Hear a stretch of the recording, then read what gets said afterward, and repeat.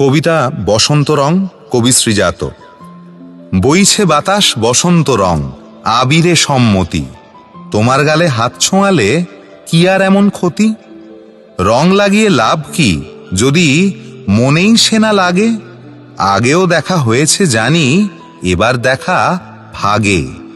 ইচ্ছে তো হয় হঠাৎ করে জড়িয়ে খুব ধরি, আকস্মিকের বায়না তোমার সতত সঞ্চরী।